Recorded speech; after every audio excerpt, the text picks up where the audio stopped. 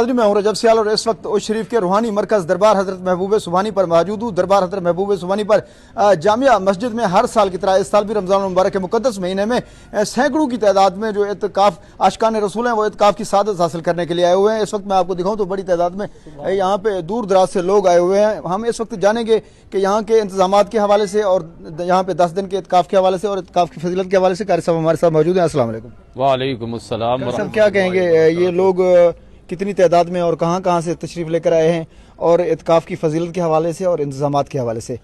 نحمد و نصلی علی رسولہ الکریم۔ الحمدللہ یہ درگاہ عالیہ قادریہ حضرت محبوب سبحانی پورے ورلڈ کے اندر ایک اپنا مقام اور اپنی حیثیت اور فضیلت رکھتی ہے، ایک بہت بڑا روحانی مرکز ہے، اور اس سے ملحق یہ جامع مسجد حضرت محبوب سبحانی رحمۃ اللہ علیہ بہت عظیم تاریخی قدیمی مسجد ہے۔ لوگ دلوں کے اندر ایک عقیدت رکھتے ہیں کہ ہم جو ہے وہ اعتکاف کے اندر بیٹھیں، تو اس لیے دور دراز سے لوگ دوسرے شہروں سے سفر کر کے یہاں 10 دن کے اعتکاف سنت ادا کرنے کے لیے آتے ہیں، اور الحمدللہ اس مرتبہ 100 کے قریب معتکفین حضرات موجود ہیں، اور اعتکاف کی بہت بڑی فضیلت ہے۔ ایک دن کے اعتکاف کی فضیلت یہ ہے کہ جو آدمی ایک دن اعتکاف عام دنوں کا کرے گا تو 3 خندق کے برابر جو ہے وہ جہنم سے دور چلا جائے گا، یعنی کہ ایک خندق کا جو فاصلہ ہے وہ زمین و آسمان کے برابر ہے۔ اس کے علاوہ آپ صلی اللہ علیہ وسلم نے فرمایا کہ جو اعتکاف کے اندر آ جاتا ہے مسجد کے اندر، تو مسجد کے باہر جو باقی معاملات کے اندر جو عبادتیں کرتا تھا، اعتکاف کی وجہ سے اگر وہ نہیں کر سکتا تو تب بھی اس کو اس کا ثواب ملتا رہے گا۔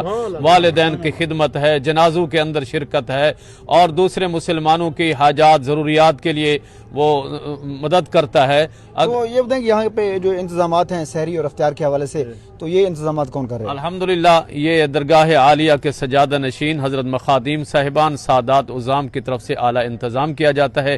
ان کے لیے بھی سعادت ہے کہ سادات جو ہے وہ ان کے لیے سحری افطاری کا اہتمام کرتے ہیں۔ اچھا، یہ 10 دن کا جو اعتکاف ہے دور دراز سے لوگ آئے ہوئے ہیں، ان کے لیے جو دین اسلام کی تعلیمات ہے وہ بھی یہاں پہ جاری ہے؟